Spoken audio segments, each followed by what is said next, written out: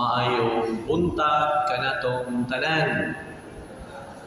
Anya kita karon sa makausapan sa ikanapulong-tulong na Domingo sa ordinaryong panahon sa liturhikanhong kalendaryo sa atong simbahan Romano Katoliko. Diatoy usa ka batan-on nga maglisod gayud siya og minyo kay naa may tao nga hunit kayo maminyo mga igsoon sa unsaon di gyud mao nga nakadesider na lang siya nga moadto magpabilin sa bukid aron mananom murabag iyang ibukbo ang iyang kinatibuk-an dili na lang sa pangandoy nga maminyo kay gahit man gyud nga maminyo siya no mao kadto nga dito siya sa bukid mananom na siya. Nindot sad nga naman kay ang pagkamag-uuma dako kayo kana siya nga diin makahatag og kaayuhan sa tanan. Kay kung walay mananom, wa man pud tay makaon. Mao nga dito siya sa bukid nahimo siyang mag-uuma. Usa ka adlaw niya na ampo siya taliwala sa iyang umahan og niingon siya sa Ginoo nga Lord, kung ako siguro'y Ginoo, ako gyud pangayoon ang puros kaayuhan alang sa maayong ani. Mao nga Ginoo mi patimaw kaniya mga igsoon. Pagpatimaw gyud si Ginoo, miingon kaniya unsa may imong gusto, Dudong. Mao kadto nga miingon si Dudong, tagai ko katungod sa pagdumala alang sa pananom aron ako makahatag sa katawhan og dugang ani nga sarang nilang makaon. O sige, tagaan ti ka. Mao nga gitagaan siya sa Ginoo. Mingon siya sa Ginoo, Ginoo, ulan. Uwan eh. Ambot karon sa gawas, dagdag umra ba? Oo. Iwan. Ningon din siya, init. Init sad, mga tao gud magsigig pamaypay bisag na electric fan, na ceiling fan, mamaypay gyapon tungod sa kainit. Oh, grabe gyud kayo. Oh, pagkasunod semana mao gyapon. Mingon na pud sa Ginoo, ulan na pud. Oh, niuwan na sad. Pagkasunod semana usa na pud. Sunod semana usa na pud. Init na pud. Oh, na, what iyang pangayos Ginoo? Hala, uwan, init, iyang gusto. Karon, niabot naman ang hapit 3 ka buwan. Mag-ani na sa iyahang mga gipugas nga binhi. Pag-ani gyud mga igsoon, Jesus, Maria, y Joseph, ang iyahang nakuha nga mga mais, mga igsoon, mas kurayot pa kay sa imong nawong. Bitaw, wa gid taon ba kanang gagmay kaayo nga lugas unya kunot-kunot gamay. Mas may pa lang imong nawong kay dili kunot katong sus grabe. Grabe gyud. Nga kana bitaw kabantay ko ng tao nga makabangal og init o mainitan imo ana ang kanang drink. Paan bitaw? Agtang mangunot og maayo, mas kunot pa kay sa iyang liog. Ana, grabe gyud. Niingon dayon ang Ginoo kaniya pagdayon niya kato diha sa damgo gingnan siya. Para nimo nagtatogron. Pagdamgo diha. Nya Ginoo mingon, "Oh, Dudong, kumusta man ang imong ani?"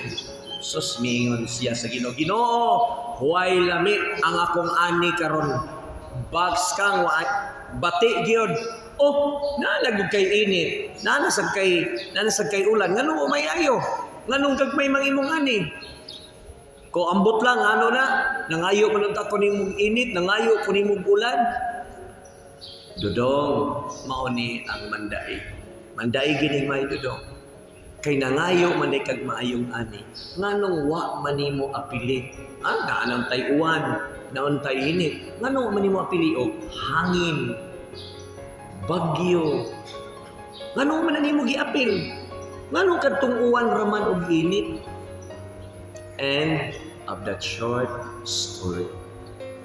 maupod ka na mga igsoon sa atong kinabuhi.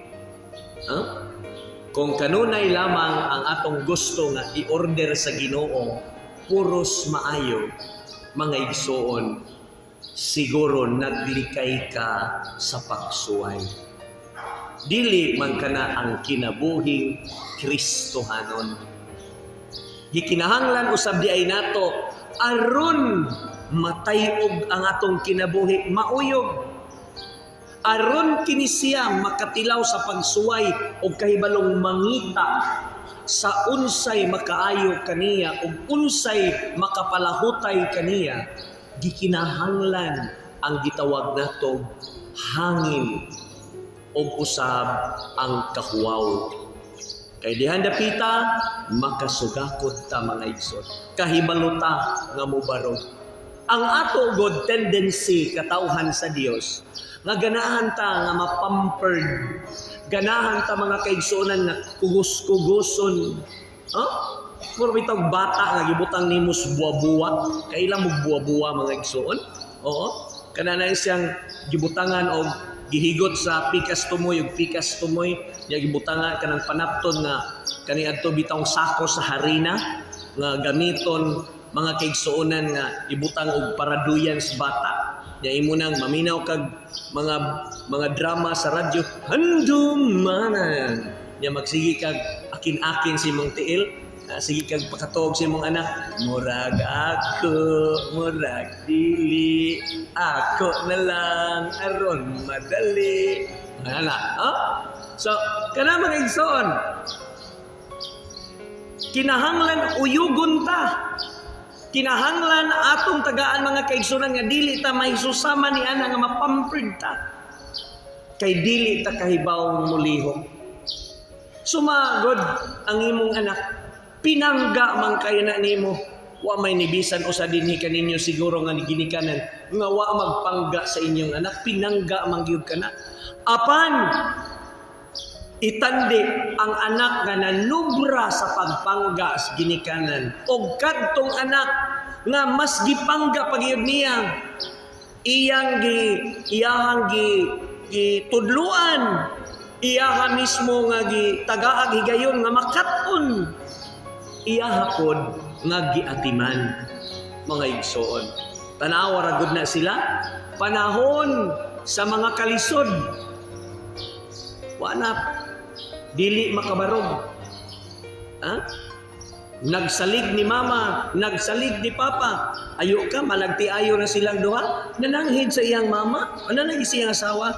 Dahil, muli sa ko sa amo, ay. Ano man, dugay-dugay na maghihigayon kanya itong bata ako nga. Magtapad magid mi ni mama o ni papa. Muli sa ko, ha? Sila na imong edadong? 52. Nga, magkon sa mga sa inyo, ha? Mupas ako, mamarayag sa ko ni mama o papa. Na magkaoban mi maka higdan, madungan ming panghigda ka ni Anto, umali sa ko. Ingnan na lang yung mong bana, dong, pauli sa inyo dong, ay bibiro no, ay nagbalik diri ha. Ano man, para lubra, mga igsoon. Sobra kayo ang pagtagad. Maayo pod nga kinahanglan, katunan sa imong katunan nga buhian, mga igsoon. Nagpasabot ba kini nga ang Ginoo nagsugyot ka nato nga kinahanglan atong sakiton ang atong kaugalingon? Wala mga igsoon. Kundili nagsugyot siya kanato nga aduna gyud tay atong kaugalingong barugan nga diin ato kining gipili mga igsoon. Sama sa managtiayon. Kita mamaraw, amantay labot ani mamara. Sila lang gyud ang atong walihan ha. So, sama sa mga managtiayon, nga diin ang bana, ang asawa, mitahan sa iyang kaugalingon, mubuhi na gyud ko ninyo, kay humana ang ako ang katungod diha kaninyo, isip inyong anak. Pero ayaw kabalaka, bisag magminyo nako, ang ako gihapong suporta kaninyo magpabilin. Nagyapo na, 10,000 ang buwan ug pa. So ayaw kabalaka ni ana. Ang ako lang kinahanglan mahimo na kong gawas nun. Magminyo na ka mga igsoon. Nga ikaw mismo, mudupa sa imong kaugalingon, mudawat niya nang gitawag natog mga hagit. Sa ikaduhang punto mga igsoon, gihisgutan nga dili man di ay kita palikayon sa Ginoo sa mga pagsuway sa tong kinabuhi aron makat-on kitang tanan isip mga Kristohanon nga mga binunyagan nga Romano Katoliko. Mga igsoon kini ni Kristo, misugyot ang atong santos nga ebanghelyo karon nga atong pas-anon ang atong krus. Diha bitaw toy sugilanon, istorya ra ni ha, ay magtuo ani. Diha sugilanon sa duha ka tawo nga diin gitagaan sa Ginoo og cross. Tagaan sila. Sugod na sila, sige, pas-anan ninyo og napolo ka kilometro kay ikabot didto tagaan ta mo og kuan suhol. Dipas-an na. Sus ang usa hayon kayo nagdagan naglakaw pas-an ang cross. Ang ikaduha, iyagya pong gipas-an, Jesus, Maria, y Jose. Duha ka adlaw usa pa naabot ngadto sa ikanapuo nga kilometro sa utlanan. Ngano man? Unsa may nahitabo? Pagpas-an gyud sa cross ang maong tao, isipan, yaw-yawiro. Oh, sige siya pas-an, nganong bugat man kayo ni, nganong na duha ka adlaw usa pa naabot. Kay kana duha ka adlaw kung ato na dugayon, makatuog ka, mahagok pa ka maayo diha sa imong gilingkuran. No? So mao to mga igsoon, pag abot gyud dito sa ikanapuo kilometro sa ikaduha na ka adlaw mingon ng Ginoo. O ngano ni dugay man kadong? Iyang gilamba ang krus. O tingnan niya Ginoo, Lord, naa kay kinalabi. Salig kay kanang akong kauban gwapohon, ni ako subidahon og nawong. Imo gigo gitagaag bugat na krus. Oy dudong, kiti man kanang duha ka krus pareha ra ang gidakon, parehas rasad ang gibug-aton. O ngano dugay makunabot? Tungod kay samtang nagpas-an kaniya ng krus, nagsigi man kagyaw-yaw. O tanawa, sige kagyaw-yaw, nagsigig kabugaat ang krus. Sa ato pa di ay, kung mupas-an mo ng problema sa inyong pamilya, problema sa imong asawa, problema sa imong bana, problema sa imong silingan, nag-apil-apil bisag way labot. Oh. Kana di ay mga kaigsuonan, di ta magyaw-yaw. Ha? Lord, nganong gitagaan? Ayaw. Muatubang kas altar sa Ginoo. Sa di pa magsugod misa, dupa ka sa imong kamot. Lord, salamat kayo sa daghan nga mga problema. Salamat, Lord. Pwede, Lord. Puni pa. Be, sige ka, Lord. Kamu ka, be. Sige, Lord. Sige. Tanawa? Wag yung ganahan nga papuno. Bayanin mo, Padre. Maglisod na manggani kung sulbad aning kanus ako mabalik sa akong force leave.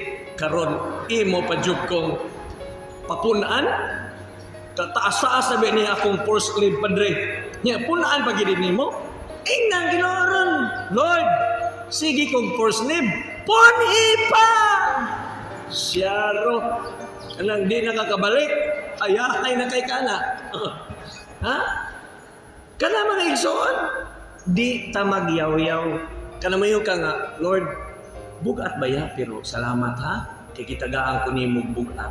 Sa ato pa, makabuhat ra jud ay ko. We have to prove to God that we can bear all those crosses in life. Mao na yung maanindot mga igsoon. Tapos naman to, natay kaduha, ikatulo nga sugilanon, panapos ni mga igsoon. Katong duha, ipabalik na, sige, pamalik mo nga to. Kaya nagyaw-yaw man yung usa, wa ko'y premyo nga ihatag ninyo, balik mo. Mabalik sila. Sus, pagbalik na mga igsoon, kay niingon naman po ang Ginoo. Nga, sige, dili na kumuhatag og cross, pagpili na lang mo diha. Sus, kantog yung yaw-yawiro, ang gipili mga igsoon, pagkagamay sa cross nga gipasan. Gamay ra jud yung tao kayo. Pareha gud ninyo. Nagpahimo og kuan, nagpahimo og singsing, butang ang cross gamay kaayo. Nagpahimo sad og earring, murag earring, gamay sad kaayo nga cross. Naghimo sad pindan, gamay sad kaayo nga cross. Lupigan mo sa minister nga dagko kaayo. Huh? Gamay gyud kayo. 24K pag yun. Ay saros, puwerting gaana. Pasan. Pero kadtong nag-una ngadto sa napo ka kilometro, unang niabot, dako nga cross ang iyang gipasan. So sige, adto na mo ngadto sa 20 ka kilometro, ang utlanan ni adto Lasang. Didto mo magpuyo sod sa usa ka buwan. Didto na ko, bahala roy ang kuha niyang cross, Portigana, lakaw siya, Hanoi kay nilakaw. Nagula pa. Ang usaing taon, agilod, murag bao. Pagkahapon, abot siya ngadto sa 20 ka kilometro. Didto sila mopuyo sod sa usa ka buwan. Nya si Kristo, mingon dayon, okay, niya na mamundo ha. Sige, salamat. Ayo, kay niabotin mo. Una pa ko niabot niya, Lord, kay mubuha man kani, gamay man kani akong cross. Okay kayo, gamay. Pero katong usa puti dako Mingon dayon ang Ginoo, sanglit usa kamo kabulan nga magpuyo dinhi sa Lasang, kanang inyong cross nga gidala mahimong pan. Lo, ang dako kayo nga cross pagka nakuha sa iyang pan. Inyo nang konsumo sod sa usa ka buwan pagka nakuha sa iyang pan. Katulog sa gamay man kayo. Sus, pandisal ra gyud taon. Ang mga nagpangutana nato, unsaon kaniya pagbuhi ngadto sa Lasang? Ana mga igsoon, dili ta mo yaw-yaw, di sad ta mamili. Kana kay niabot na nato karon nga atong gisagubang ang Ginoo nahibalo gayon nga nagtan-aw siya kanato nga ikaw midawat. Ikaw tuod ang naigo, siya maoy mag-igo. Nagpasabot mga igsoon, kung kita mulikay niya ng mga kasakitan sa tong kinabuhi, di gyud ta makaton. Apan kung kita makaton, daghantag mapaambit sa ato mga kaigsuonan. Pasana ang imong cross, ayaw paglikay. Bana ba ang imong cross? Pasana. Asawa ba ang imong cross? Pasana. Anak ba ang imong cross? Pasana. Ang silingan ba nimo mao ang imong cross? Pasana gihapon mga igsoon. Kining tanan atong pagapasanon kay mao man kana ang tawag o bukasyon nga iyang gihatag kanato. Human si Kristo mipas-an sa maong cross na angko niya ang kamatayon, human sa kamatayon, ang kadaugan nga mao ang kapanhawa. Amen.